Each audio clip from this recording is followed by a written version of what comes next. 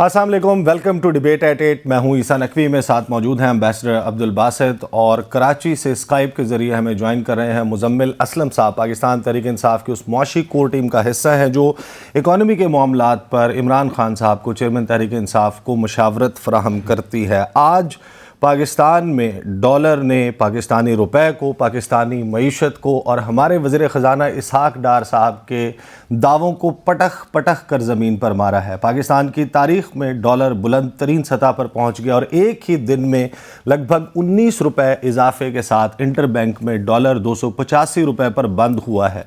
हमारी मईशत किस जानिब जा रही है? आज से ठीक एक साल पहले 2 मार्च 2022 पाकिस्तान में डॉलर 177 रुपये पर दस्तयाब था। पेट्रोल पाकिस्तान में 149 रुपये फ़ी लीटर पर आपको पेट्रोल पंप्स पर मिल जाता था। पाकिस्तान के बैरूनी ज़र मुबादला के ज़खायर लगभग 16 अरब डॉलर्स के करीब थे और फिर 13 जमातें आईं और उन्होंने कहा कि हमारे पास ऐसे मुआशी तबीब मौजूद हैं जो पाकिस्तान की मईशत की डोलती नाव को पार लगाएंगे, इसको संभाला देंगे। कुछ दावे किए गए, उनमें से कुछ दावे मैं आपको सुनवाना चाहता हूँ। मरियम नवाज़ साहिबा ने जब हुकूमत तब्दील हुई तो उस हवाले से क्या कहा? प्रोड्यूसर साहब ज़रा सुनवाइए।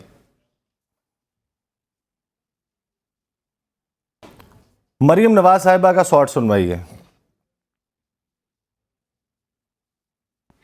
को अब निवास देने के बाद तरक्की अब 5वें गेल में जाएगी। इमरान खान मियां जदों आवेगा ते लग पता जावेगा। और हमें बिल्कुल पता भी चल रहा है कि मियां जदों आवेगा तो लग पता जावेगा, बिल्कुल उसी किस्म की सूरत हाल नज़र आती है। और फिर पाकिस्तान में जिस वक्त अशियाए ज़रूरिया की कीमतें आउट ऑफ कंट्रोल होने लगी तो फिर हमें हमारे प्यारे वज़ीर आज़म साहब शहबाज शरीफ साहब ने बताया कि वो अपने कपड़े बेचेंगे और आटा सस्ता करेंगे। क्या कहा पाकिस्तान के वज़ीर आज़म ने? सुनवाइए। साहब से कि यही कीमत रखें, नहीं रखेंगे तो फिर मैं अपने कपड़े बेचूंगा और आपको मैं आटा मुहैया करूंगा। उसके बाद हमारे सामने एक सूरत हाल थी, मिफ्ता इस्माइल साहब उनसे मामलात नहीं संभल रहे थे और मरियम नवाज़ साहिबा ने कहा कि उन्होंने बात कर ली है, गेम सेट कर दी है। पाकिस्तान के मुबैना ऑडियो लीक के मुताबिक उन्होंने कहा कि मिफ्ता इस्माइल साहब को कुछ आता जाता नहीं, इनको नहीं मालूम मईशत का, अंकल इसहाक डार को लेकर आएँ और अंकल इसहाक डार जो हैं वो पाकिस्तान की मईशत को ठीक करेंगे।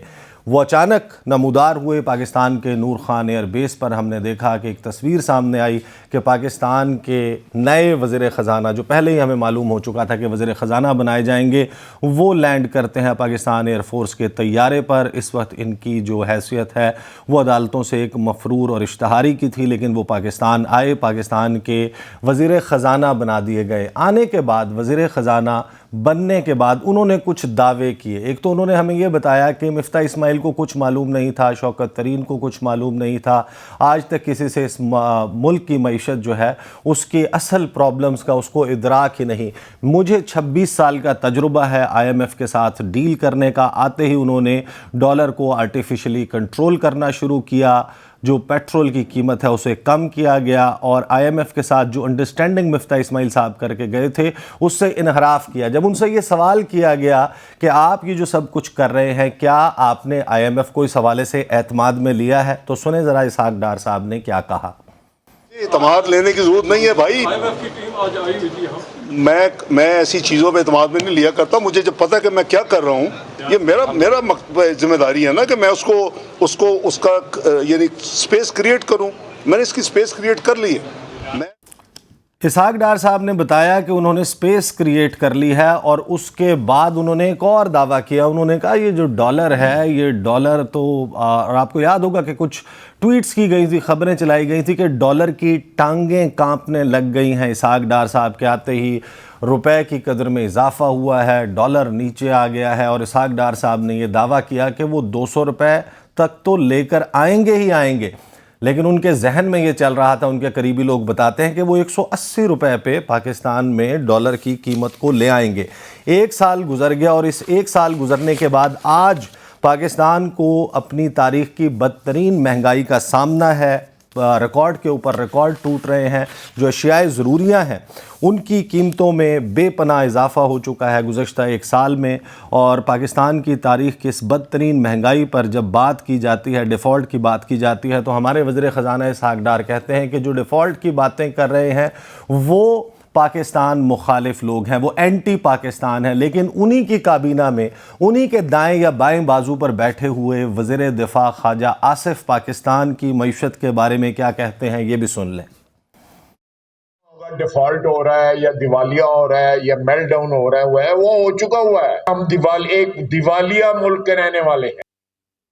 یہ ہمیں بتاتے ہیں ہمارے وزیر دفاع خواجہ آصف کہ ہم ایک دیوالیہ ملک کے رہنے والے ہیں, اور ہمارے وزیر خزانہ جو ہیں وہ یہ ہمیں کہتے ہیں کہ جو بھی دیوالیہ ہونے کی بات کرتا ہے, ڈیفالٹ کی بات کرتا ہے, وہ اینٹی پاکستان ہے. بلا تردد بلا تاخیر میں چلوں گا مزمل اسلم صاحب کے پاس اور ان سے ذرا پوچھنے کی کوشش کریں گے وہ جو staff level agreement I M F کے ساتھ ہونا تھا 9 فروری کو, جس کے حوالے سے کہا تھا کہ بس ابھی خوشخبری آ رہی ہے, وہ خوشخبری ابھی تک ہمیں کیوں نہیں مل سکی؟ ہمارے تو کان ترس گئے ہیں. مزمل اسلم صاحب. دیکھیں جی, شکریہ. سب سے پہلے تو عیسیٰ صاحب ایمبیسڈر صاحب سلام آپ کو دونوں کو. بات یہ ہے کہ ہمارے جو اسحاق ڈار صاحب ہیں یہ جو ہے مجھے نہیں سمجھ آتا کہ آزمائے ہوئے کو پاکستان میں کوئی اور بندہ نہیں ملتا, آزماتے ہیں. 4تھی دفعہ یہ وزیر خزانہ بنے.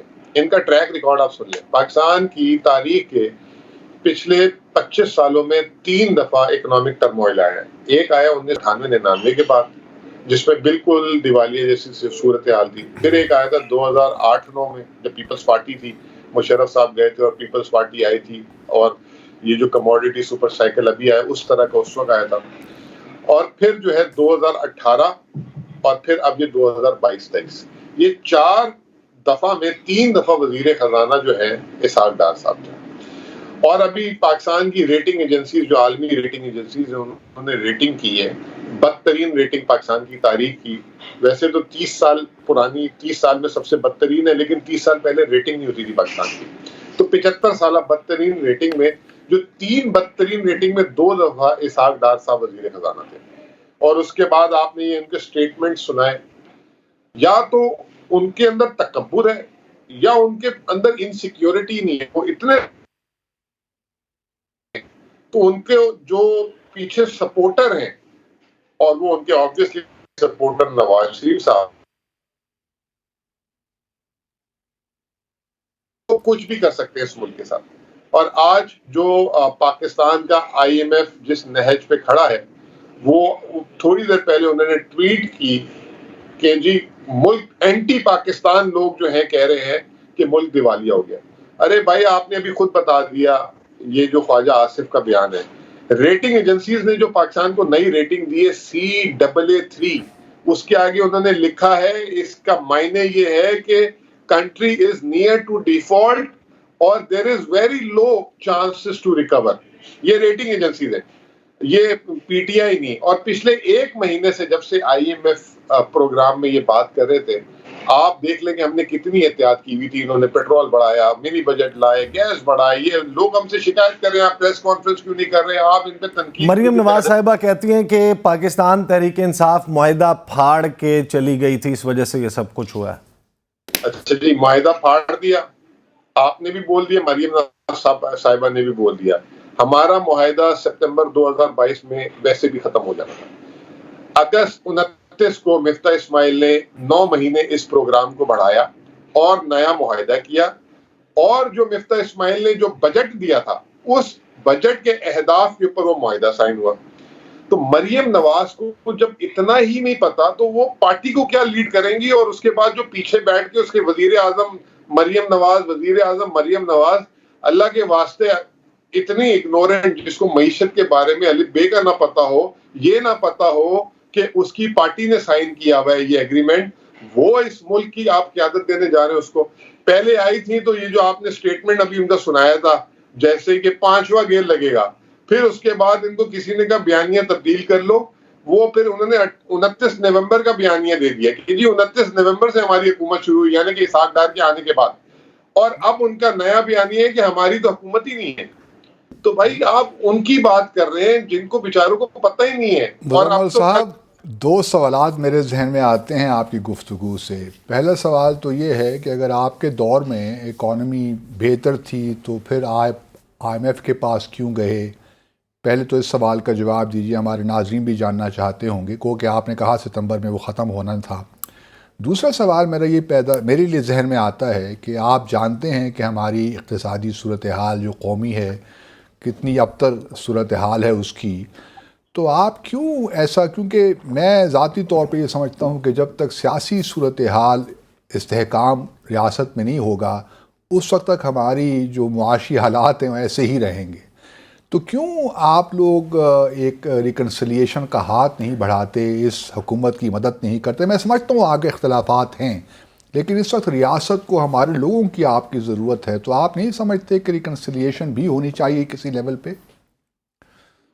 اچھا جی ایمبیسڈر صاحب، آپ نے جو بات کی کہ اگر معیشت اتنی بہتر تھی تو پھر ایک سال میں یہ کیوں بگڑی. فرض کریں کہ میں آپ کے سامنے بیٹھا ہوں، صحت مند لگ رہا ہوں، مجھے جو ہے رات کو کوئی زہر کا پیالہ پلا دے تو میں تو آپ کے سامنے آپ کہیں گے یار کل تک تو یہ اچھا بلا تھا، یہ اب ایک دم اس ہسپتال میں نیلا پیلا ہو کے گرا ہوا پڑا ہوا. تو انہوں نے جو 11 مہینے میں اس معیشت کو زہر کے پیالے پلائے، جھوٹ بولا. جب حکومت میں آئے تو انہوں نے غلط اعداد و شمار دیے، پھر اکنامک سروے میں خود اعتراف کیا کہ ہماری کیا پروگریس تھی. مجھے ایک بات بتائیں کہ 17 ارب ڈالر کا خزانہ اور آج 3 ارب ڈالر کا خزانہ، مطلب کوئی فرق ہوتا ہے نا؟ نہیں، میرا سوال یہ نہیں تھا. میرا سوال یہ تھا کہ اگر آپ کے دور میں اکانومی ٹھیک چل رہی تھی تو آپ آئی ایم ایف کے پاس کیوں گئے؟ نہیں، ہم آئی ایم ایف کے پاس 2018 میں جب ہماری حکومت آئی ہم نے ایک سال آئی ایم ایف کو اوائڈ کیا اور ہم 2019 میں جو انہوں نے حکومت دی اس کے بدلے میں گئے. اور آپ کو میں ایک مزے کی بات بتا دوں، ہم نے آئی ایم ایف سے جو پروگرام لیا تھا اس کی جو رقم تھی 6 ارب ڈالر کی رقم تھی اس پروگرام کی مد میں. ہم نے صرف اس 6 میں سے 3 ارب ڈالر استعمال کیا، پورا 6 بھی نہیں استعمال کیا. اور معیشت، اس کے بیچ میں کووڈ بھی آیا، اس کے بیچ میں آپ نے دیکھا ٹڈی دل کا اٹیک پر سائیکل بھی آیا. تو 6 میں سے صرف ہم نے 3 ارب ڈالر کا استعمال کیا اور ہم جس رفتار سے جا رہے تھے ہمیں بڑا یقین تھا سپتمبر 22 میں ہم یہ پروگرام جو ہے اس کے بعد نیا پروگرام نہیں لیں گے. اب آپ آ جائیں گے، آپ کہہ رہے ہیں کہ ان کی مدد کیوں نہیں کرتے. میں نے ابھی آپ کو تھوڑی دیر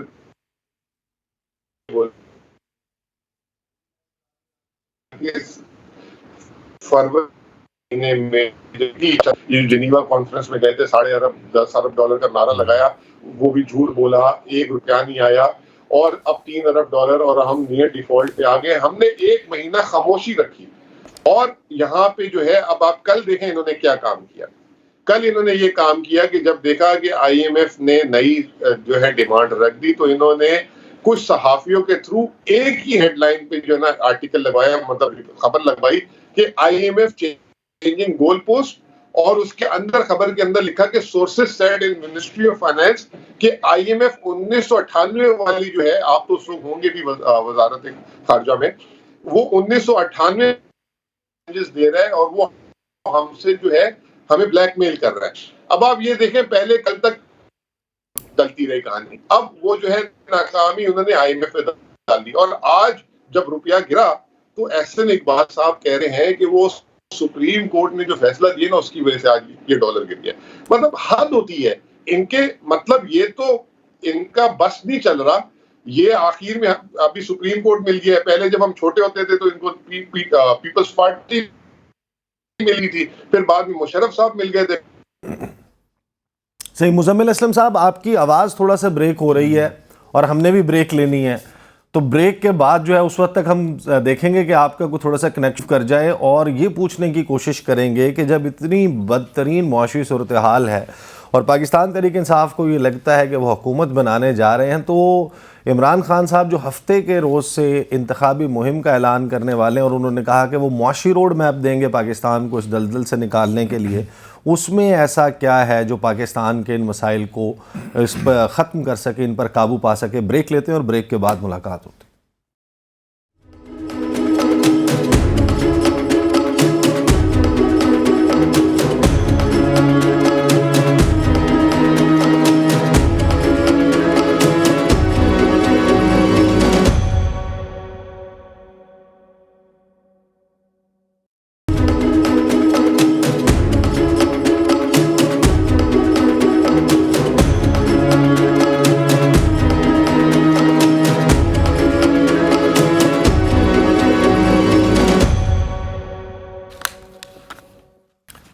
welcome back after the break.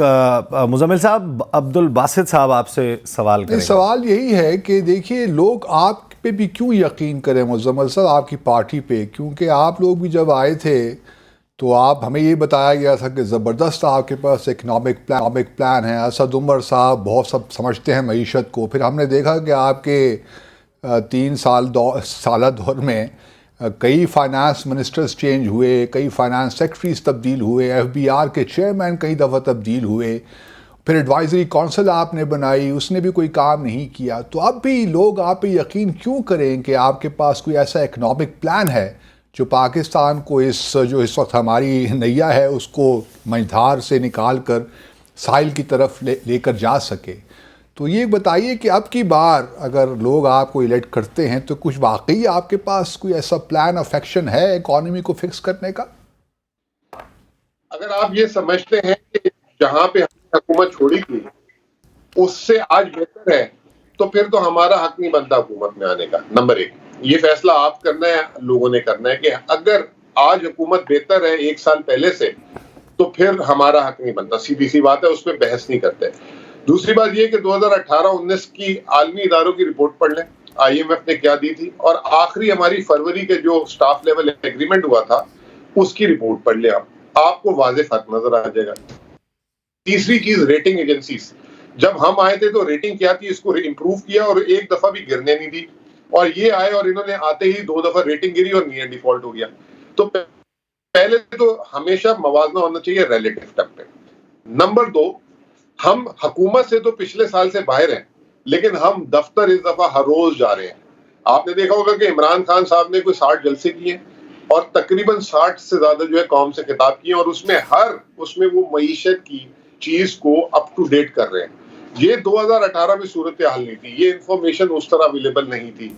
इस दफा उन्होंने हमारी माशी टीम जब वज़ारत खजाना से बनाई, डेली बेसिस पे अपडेट लेते हैं। आज भी उन्होंने मईशत पे ट्वीट किया, कल परसों उन्होंने जो खिताब किया वो दिया। तो उन्होंने हमें एक टास्क दिया हुआ है 6 महीने से कि आप लोग समझें कि आप वज़ारत खजाना में बैठे हैं और एक टीम बनाएं और साथ साथ जो डेली इकोनॉमिक असेसमेंट है वो करते रहें। और जितना बड़ा खड्डा गहरा होता जा रहा है, पहले तो हमारी तरजीह ये होगी कि हम हुकूमत में आते ही इस खड्डे को भरें, और उसके साथ जिस तरह हमारे जो उस वक्त प्लान्स थे उसकी कंटिन्यूटी होगी। हमारी पॉलिसी सेट में चेंज नहीं होगा, हम एहसास प्रोग्राम को उसी तरह लेके चलेंगे। हम जो हमारे कंस्ट्रक्शन प्लान है, कामयाब जवान, कामयाब पाकिस्तान, हेल्थ कार्ड, और उसके साथ जो है एक्सपोर्ट्स और रेमिटेंसेस, प्रोडक्टिविटी लेड ग्रोथ, ये हमारे प्लान है। अब आप आ जाए IMF पे।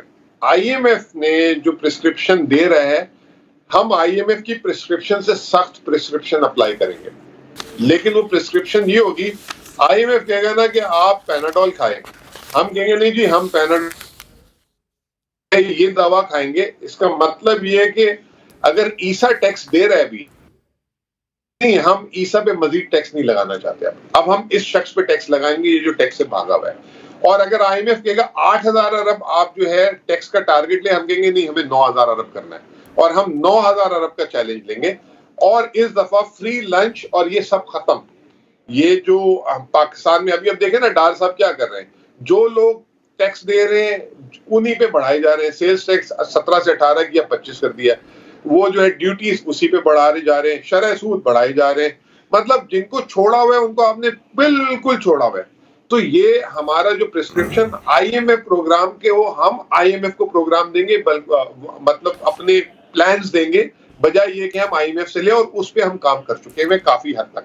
और सरमाया इमीडिएट टर्म में कितना 5 से 10 अरब डॉलर रेस करना है, उसके भी हमने कुछ 2-4 फॉर्मूले रेस कर लिए, बना लिए। मैं इंशाल्लाह ताला हम आपको, तो आप ये जो फार्मूले आपने बनाए हैं इस हुकूमत के साथ शेयर नहीं कर सकते अवाम की भलाई के लिए इस स्टेज पे?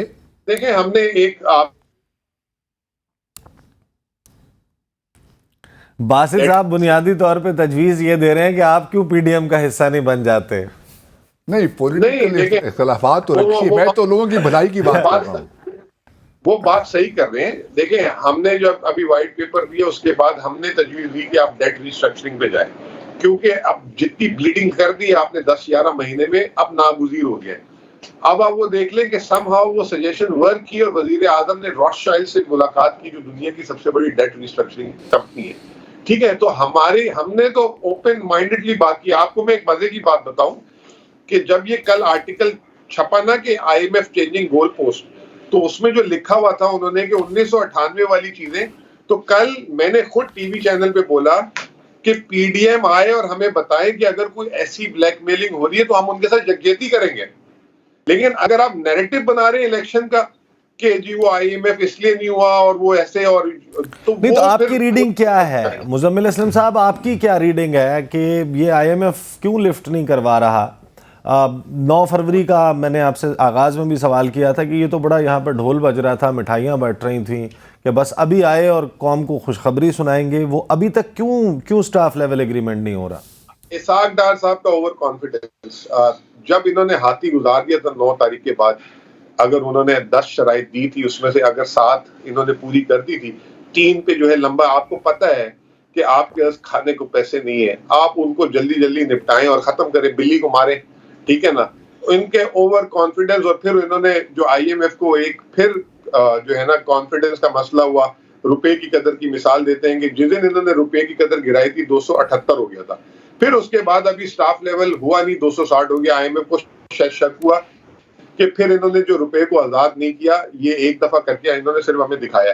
تو آج جو ہم نے دیکھا کہ روپے کی قدر ایک دم گری ہے, وہ اس کا نتیجہ تھا. شرح سود میں بھی وہی بات. اب آئی ایم ایف یہ کہہ رہا ہے کہ جو آپ نے ہمیں ڈیٹا دیا تھا وہ ڈیٹا میں بھی کوئی ایشوز ہے. فائنلی آپ کو میں ایک بات بتا دوں کہ یہ پروگرام جون میں ختم ہونا ہے, 9واں جائزہ چل رہا ہے, 10واں 11واں باقی ہے, 4 مہینے ہیں.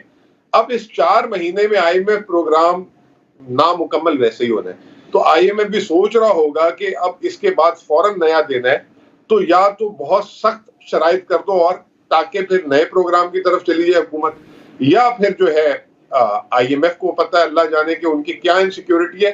ہمیں تو صرف یہ بار بار بتایا جا رہا ہے, ہر ہفتے یہ بتایا جا رہا ہے کہ اگلے ہفتے. آج اسحاق ڈار نے پھر ایک ہفتے کی ڈیڈ لائن, بالکل ایک ہفتے کا کہا. مزمل اسلم صاحب فائنلی ذرا یہ بتا دیجئے, میں سی این بی سی کی رپورٹ دیکھ رہا تھا اس حوالے سے کہ 22 ارب ڈالر اس سال, پھر 25 ارب ڈالر کو کل ملا کے کوئی 75-80 ارب ڈالر پاکستان نے دینا ہے اگلے 3 سالوں میں.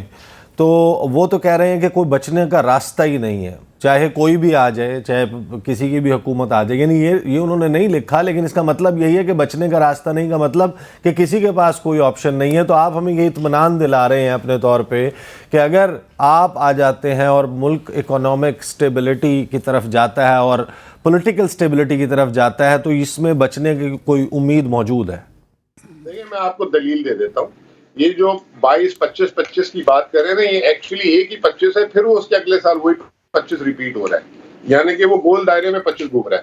تو وہ جو 25 + 25 ہے نا, 75 جو ہے نا, وہ اصل میں 25 ہی ہے, نمبر 1. دوسری میں نے ابھی آپ کے سامنے کھل کے بات کر لی کہ ہم ڈیٹ ریسٹرکچرنگ اور ڈیٹ ری پروفائلنگ پہ, یہ میں پی ٹی آئی کا موقف نہیں دے رہا, یہ ہمیں اب کرنا پڑے گا. یہ بڑے بڑے ایکسپرٹس دنیا کے اب کہہ رہے ہیں. جب آپ وہ کرنے چلے جاتے ہیں اس میں کوئی حرج نہیں ہے, تو وہ کم از کم جو آپ کی ادائیگی ہے نا وہ مؤخر ہو جاتی ہے کچھ عرصے کے لیے. اور ہم نے ماضی میں بھی کیا اور دنیا کے بڑے بڑے ممالک نے کیا, لیکن اس کی شرط یہ ہے کہ اب آپ کو جو ہے نا یہ جو نہیں, آپ سمجھتے ہیں مزمل صاحب کہ پی ٹی آئی کی اتنی پولیٹیکل ایک گڈ ول ہے دنیا میں کہ وہ آپ کی حکومت کے ساتھ ری اسٹرکچرنگ یا ری پروفائلنگ کریں گے, ڈیٹ ری پروفائلنگ؟ دیکھیں وہ حکومت کے ساتھ ڈیل کرتے ہیں. میں کیوں بولوں کہ جی مزمل اسلم یا وہ پی ٹی آئی کی حکومت کی بات کر رہا ہوں. مینڈیٹ 5 سال کا جس کے پاس مینڈیٹ ہوگا نا, اگر ایم کیو ایم بھی آ جاتی ہے نا, حکومت بنا لیتی ہے, تو وہ آج کی حکومت سے بہتر نیگوشیٹ کر لے گی. اور پھر اس کے بعد ڈیپینڈ کرتا ہے کس کی کیا ٹیم ہوگی. ٹھیک, صحیح, بہت بہت شکریہ مزمل اسلم صاحب. اب ہم کچھ ذرا سیاسی موضوع کی طرف بھی بڑھتے ہیں. اور پاکستان کو اس وقت صورتحال ہے, آپ کو معلوم ہے کہ گزشتہ روز فیصلہ آیا سپریم کورٹ آف پاکستان سے, پاکستان میں انتخابات 2 صوبوں میں, پنجاب اور خیبر پختونخوا میں انتخابات کے حوالے سے، اور پھر اس کے اوپر ایک حکومتی رد عمل سامنے آیا جس میں انہوں نے ایک کنفیوژن کریٹ کرنے کی کوشش کی۔ انہوں نے کہا کہ یہ 3-2 کا اکثریتی فیصلہ نہیں ہے جو ڈائریکشن آئی ہے، اس میں 4 ججز جو ہیں، کیونکہ 2 جو بینچ کا حصہ نہیں بنے، سماعت میں نہیں بیٹھے، 2 ریکیوز کر گئے تھے، خود بخود علیحدہ ہو گئے تھے، از خود انہوں نے علیحدہ ہونے کا فیصلہ کیا، تو ان کے کیونکہ اختلافی نوٹ موجود تھے، ان کو ان 2 اختلافی نوٹ سے ملا کر پڑھا جائے تو پھر اس کا مطلب یہ بنتا ہے کہ یہ 4 ججز ہیں جو اس فیصلے کے یا اس سماعت کے خلاف تھے، سو موٹو نوٹس کے لینے کے طریقہ کار کے خلاف تھے، اور اس بنیاد پر حکومت نے کچھ دعوے کیے۔ آج جو ہے وہ خبر یہ ہے کہ ہائی کورٹس نے، لاہور ہائی کورٹ اور پشاور ہائی کورٹ نے یہ درخواستیں نمٹا دی ہیں کہ سپریم کورٹ آف پاکستان اس کے اوپر فیصلہ دے چکی۔ تو باسط صاحب، آپ کو کیا لگتا ہے کہ اب پاکستان جو ہے وہ الیکشنز، آپ کو کیا لگ رہا ہے یہ جو پاور سرکلز ہیں آپ اٹھتے بیٹھتے رہتے ہیں؟ جہاں تک بینچ کی بات ہے نا، وہ تو سپریم کورٹ نے ریکانسٹیٹیوٹ کر دیا تھا۔ ہاں، اس میں ہم تفصیل سے بات بھی کر چکے، وہ 5 ممبر بینچ تھا۔ نہیں، وہ کنفیوژن میں تو اب وہ کلیئر ہو گئی نا، میں اس کے آگے آپ بتائیں الیکشن ہو رہے ہیں کہ نہیں ہو رہے؟ نہیں، الیکشنز تو میں نے صرف کل بھی کہا تھا کہ میں تو الیکشنز 90 دن کے اندر ہوتے نہیں دیکھ رہا۔ الیکشن کمیشن اب تھوڑا سا ایکٹیویٹی شو کر رہا ہے، مشاورت بھی ہو رہی ہے۔ اب پریزیڈنٹ صاحب کب مشاورت ہوتی ہے، گورنر کے ساتھ کب ہوتی ہے، اب دیکھتے ہیں۔ لیکن میں، جس طرح میں نے پہلے بھی کہا کہ مجھے I do not see کہ elections are taking place in 90 days۔ اب elections کیونکہ رمضان کا مہینہ آگے آ جائے گا، پھر عید الفطر آ جائے گی، تو وہ 15 اپریل تو ہم انہی کیس کراس کر جائیں گے۔ اب اس کے بعد کتنا حکومت لے کر آگے جا سکتی ہے، واللہ عالم بالصواب، لیکن یہ سارے معاملات دوسرے معاملات کے ساتھ بھی جڑے ہوئے ہیں، جس طرح میں نے کل بھی ذکر کیا، ڈسکوالیفیکیشن، جو پوٹینشیل ڈسکوالیفیکیشن ہے عمران خان کی، اس کے ساتھ بھی کسی نہ کسی حد تک یہ معاملات جڑے ہوئے ہیں۔ اچھا، کچھ نہیں، باسط صاحب ڈسکوالیفیکیشن کے ساتھ معاملات جڑے ہوئے ہیں، کل بھی آپ نے یہ پروگرام میں کہا تھا آپ ڈسکوالیفیکیشن کے لیے بڑے پر یقین ہیں، آپ کہتے ہیں کہ یقین اسیسمنٹ ہے، آئی مے بی رانگ، لیکن مجھے لگتا کچھ یہی ہے کہ حکومت کی اس وقت یہی اسٹریٹجی ہے کہ اس وقت تک اس معاملے کو ٹالتے رہیں جب تک کہ ڈسکوالیفیکیشن کے جو 2 کیسز 3 کیسز چل رہے ہیں وہ پائے تکمیل تک نہیں پہنچتے، یا ان کا کوئی حل نہیں نکل آتا، یا کوئی فیصلہ نہیں ہو جاتا، یوں کہہ لیجئے۔ ایسے الیکشن کا التوا باسط صاحب I think makes more sense کہ کیوں یہ لگتا ہے بہت سارے لوگوں کو اسلام آباد میں چہم گوئیاں چل رہی ہیں کہ الیکشنز نہیں ہونے والے۔ خبریں چلی تھیں جس وقت ظاہر ہے کہ اسمبلیاں تحلیل ہوئیں اور پھر ڈیٹ نہیں آ رہی تھی، اس کے بعد یہ لگا کہ جناب معاملہ اب کورٹس کی طرف جا رہا ہے، تو پھر الیکشن کمیشن آف پاکستان اور کچھ ذرائع سے خبریں چلی کہ جناب حکومت نے کہا ہے کہ پیسے نہیں ہیں، وزارت دفاع نے کہا ہے کہ سیکیورٹی نہیں ہے، وزارت داخلہ نے کہا ہے کہ سیکیورٹی نہیں ہے، عدالتیں، اور انہوں نے کہا ہے کہ ہمارے پاس سٹاف نہیں ہے۔ وہ خبریں پھر کہیں غائب ہو گئیں، لگ رہا تھا کہ نہیں جناب الیکشن جو ہے وہ، کیونکہ یہ معاملہ چلنا ہی نہیں۔ جیسے ہی کل سپریم کورٹ کا یہ فیصلہ آیا، اس کے بعد رات پھر یہ خبریں سرگرم ہو گئی ہیں کہ نہ پیسہ ہے، نہ سیکیورٹی ہے، نہ کچھ بھی نہیں ہے۔ الیکشن چلتے رہیں گے اوبیسلی۔ الیکشن کمیشن نے، دیکھیے نا، کوئی بھی ادارہ، الیکشن کمیشن خاص طور پہ اپنے اوپر یہ الزام نہیں لے گا کہ ان کی وجہ سے الیکشن کی پوسٹپونمنٹ ہو رہی ہے یا وہ سپریم کورٹ کا جو آرڈر ہے اس کو تسلیم نہیں کر رہے۔ تو یہ ایک لحاظ سے ڈیفیوز کی جائے گا سارا معاملہ کہ ہر کسی کو مورد الزام ٹھہرایا جائے، چاہے وہ منسٹری آف فائنانس ہو یا ہمارے سیکیورٹی کے ادارے ہوں۔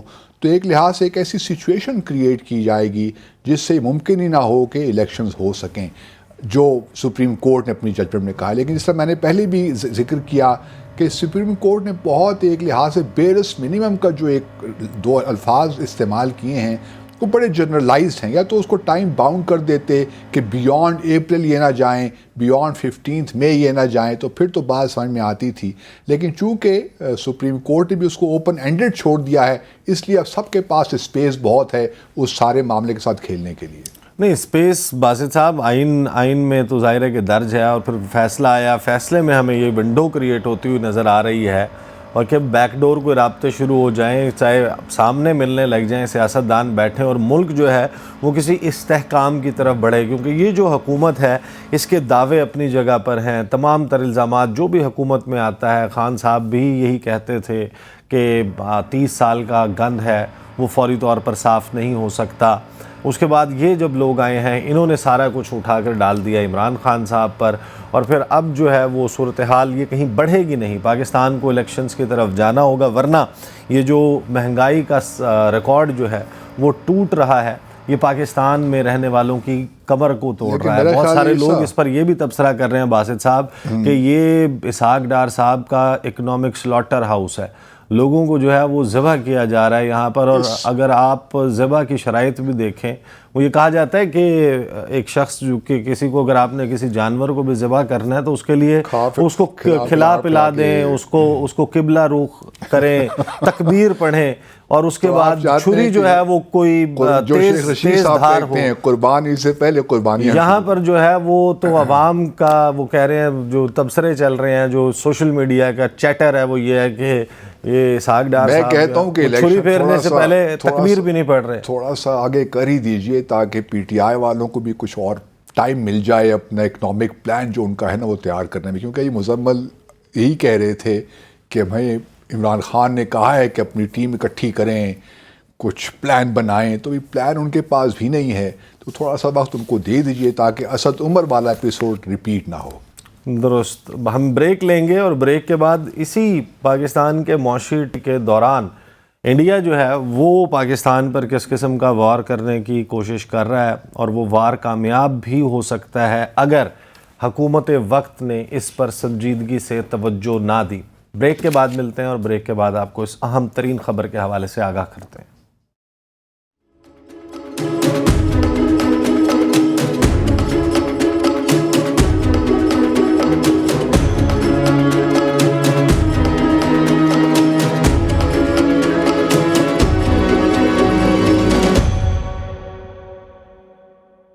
سر میں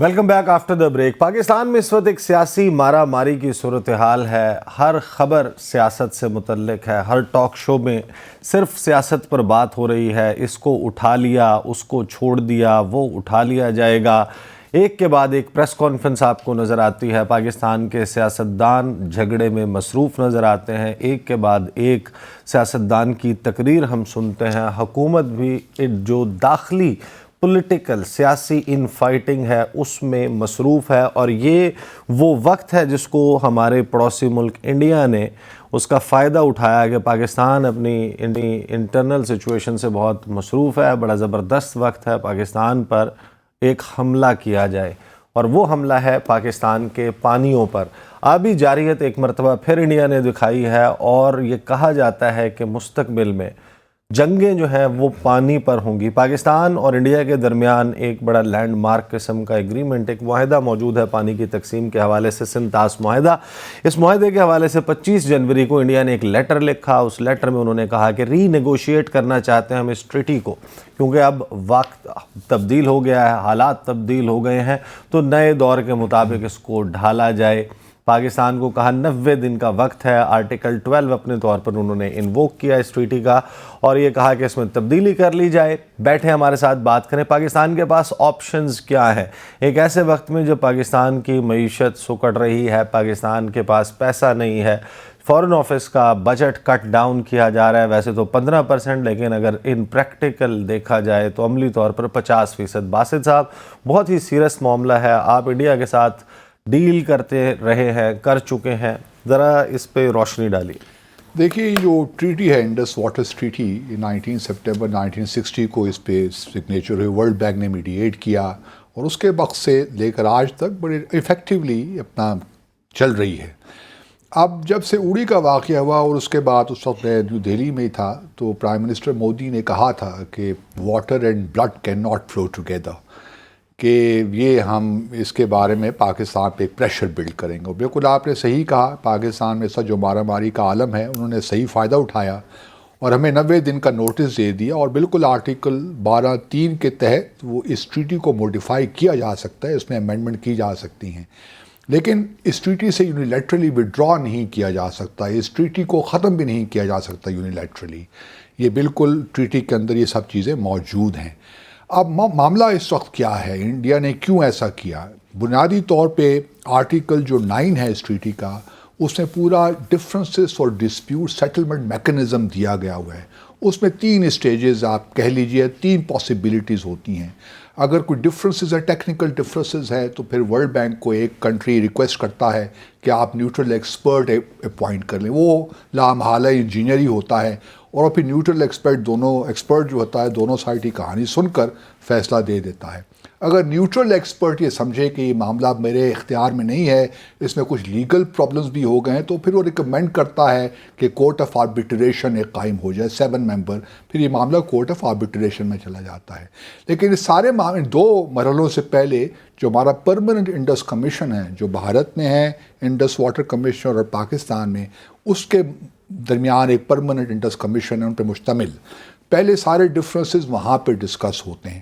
اب معاملہ اس وقت معاملہ ہے کیونکہ 2 ڈیم اس وقت بھارت بنا رہا ہے، اور آپ جانتے ہیں کہ جو مغربی دریا ہیں جس میں سندھ ہے، چناب اور جہلم، اس کا سارا پانی پاکستان کے لیے ہے، اور جو مشرقی دریا ہیں ستلج، بیاس اور راوی، اس کا پانی بھارت کے لیے ہے۔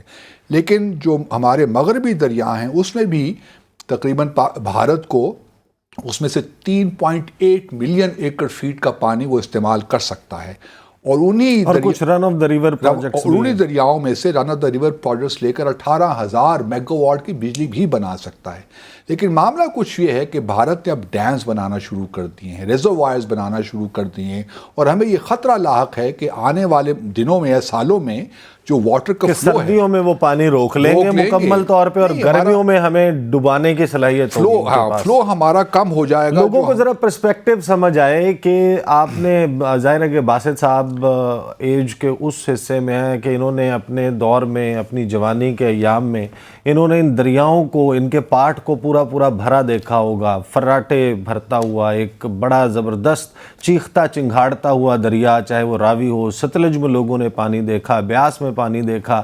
اب جو ہے وہ پاکستان میں پانی وہ کہیں پر ختم ہو گیا ہے، کہیں پر آپ دیکھیں کہ وہاں پر تعمیرات ہو گئی ہیں، اور یہ جو پانی ختم ہو رہا ہے، پانی حیات ہے، پانی زندگی ہے۔ آپ انسانی تمدن کی اور تہذیب کی تاریخ دیکھیں تو جہاں جہاں آپ کو قدیم شہر آباد ملتے ہیں، وہ جگہ ہیں جہاں سے قریب آپ کو پانی کا ذخیرہ نظر آتا ہے۔ اس کے علاوہ جو ہے وہ صرف بنجارے ہوتے تھے، صحراؤں میں جو ہے وہ لوگ خیمے لگاتے ہیں اور گھر پانی کے کنارے بناتے ہیں۔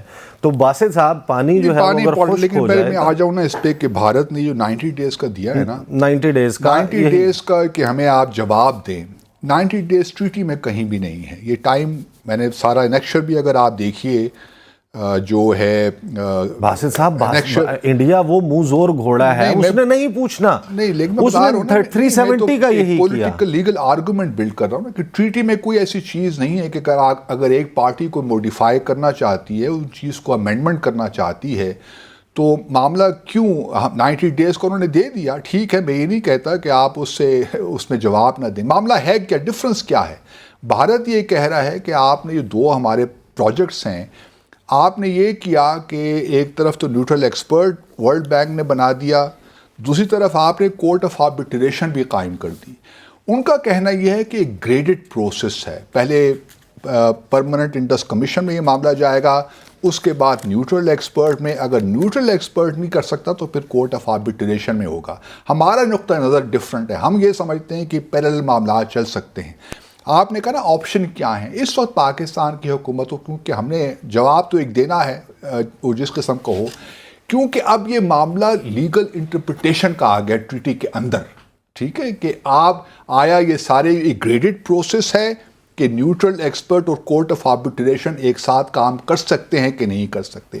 تو میں سمجھتا ہوں کہ ہمارا جواب بڑا سمپل ہونا چاہیے، اور ہمیں بھارت کو اس وقت اس اسٹیج پہ یہ کہنا چاہیے کیونکہ اب ٹریٹی کی انٹرپریٹیشن کا لیگل انٹرپریٹیشن کا مسئلہ ہے، تو آئیے پلیز آپ اس معاملے کو ورلڈ بینک کو ریفر کریں تاکہ ورلڈ بینک جو ہے کورٹ آف آربیٹریشن کے تحت اس لیگل جو ہمارے ہاں ایک ڈفرنس انٹرپریٹیشن باسط صاحب آپ کی یہ اطلاع ہے کہ اس کے اوپر کام شروع ہوا ہے. اس کے 3 پلرز ہیں اس ٹریٹی کے. وہ ہیں، ایک ہے لیگل میٹر، اٹارنی جنرل اور لا منسٹری نے اس کو دیکھنا ہے. ایک ہے پیورلی پانی کا میٹر جس کو جو کلائمیٹ چینج کی منسٹری ہے، پاکستان کی واٹر کے معاملات دیکھنے کی منسٹری ہے، اس نے دیکھنا. اور پھر اس کا پولیٹیکل اور ڈپلومیٹک آسپیکٹ ہے جو فارن آفس آف پاکستان نے فارن منسٹری نے کرتے ہیں نا، وہ تو کرتے ہیں، لیکن کوئی کنسولیڈیٹڈ ایفرٹ نظر آ رہا ہے آپ کو؟ نہیں، کنسولیڈیٹڈ ایفرٹ تو ہے، کیونکہ میں جانتا ہوں فار اے فیکٹ کہ اس وقت منسٹری آف فارن افیئرز انہوں نے لیڈ لی ہوئی ہے، اور ہماری ministry of water power. Basit صاحب وقت قلیل ہے، میں اس کا ایک بہت ہی اہم پہلو جو ہے اس کے اوپر میں آپ سے پوچھنا چاہتا ہوں کہ پاکستان جو ہے وہ اس سارے معاملے میں کہ پاکستان کا ظاہر ہے کہ پاکستان کے دریاؤں میں پانی خشک ہو جائے گا تو ظاہر ہے کہ زندگی کے ساتھ جڑا ہوا معاملہ ہے. تو ہمارے پاس ڈپلومیٹک آپشنز کیا ہیں؟ 10 سال میں یہ ٹریٹی نیگوشیٹ ہوئی تھی، 1960 میں بنی تھی. انڈیا اس وقت روس کا بلکہ اس وقت سوویت یونین کا اتحادی تھا، ہم امریکہ کے تھے. اب تو آڈز ہی تبدیل ہو گئے ہیں، ہم تو دونوں سے دور ہیں. ورلڈ بینک گارنٹور ہے نا اس ٹریٹی کا، اور پھر اس میں بہت سے ممالک اس وقت جنہوں نے پاکستان کو ہیلپ کی تھی، اس میں برطانیہ بھی ہے، جرمنی بھی ہے، بہت سے ممالک نے ہماری ہیلپ کی تھی، تو وہ بھی ایک لحاظ سے ضامن ہے اس ٹریٹی کے. تو میں نہیں سمجھتا کہ ہمارے پاس اسپیس ختم ہو گئی ہے، لیکن اس وقت جو ہمیں کرنا ہے ایک مناسب ریسپانس حکومت بھارت کو دینا ہے تاکہ یہ معاملہ، اور پھر ہمیں پتہ نہیں ہے کہ امینڈمنٹس کیا ہیں، ہمیں یہ بھی معلوم نہیں ہے، لیکن اس وقت ہمیں اس میں جانے کی بھی ضرورت نہیں ہے. جو ہمیں میڈیا سے پتہ چل رہا ہے، کیونکہ کنسرنس کیا ہیں وہ یہی ہے کہ ایک طرف گریڈڈ پروسیس ہے اور ایک طرف ہم کہتے ہیں کہ دونوں پروسیسز چل سکتے ہیں. تو ہمیں صرف یہی جواب دینا چاہیے، پھر یہ پوچھ لینا چاہیے کہ آپ کیا امینڈمنٹس انٹروڈیوس کروانا چاہتے ہیں، پہلے ہمارے ساتھ شیئر تو کریں نا. ممکن ہے کہ ہم وہ امینڈمنٹس بہتر طریقے سے حل بھی کر لیں، اگر مطلب we should not be close to those amendments as سچ.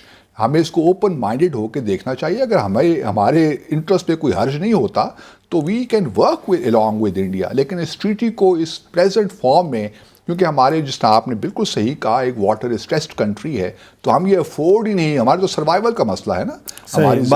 باسط صاحب پروگرام کا وقت ختم ہو گیا. بہت ہی سیریس معاملہ ہے، اور ظاہر ہے کہ جو ڈاؤن سٹریم ہیں لوگ، ان کے رائٹس ہوتے ہیں، اس کے حوالے سے کچھ قوانین بھی موجود ہیں، لیکن ان کے اوپر شاذ ہی عمل درآمد ہوتا ہے. پاکستان آخر کس دن کے لیے ہوتے ہیں؟ چین سے پاکستان کو مدد لینی چاہیے.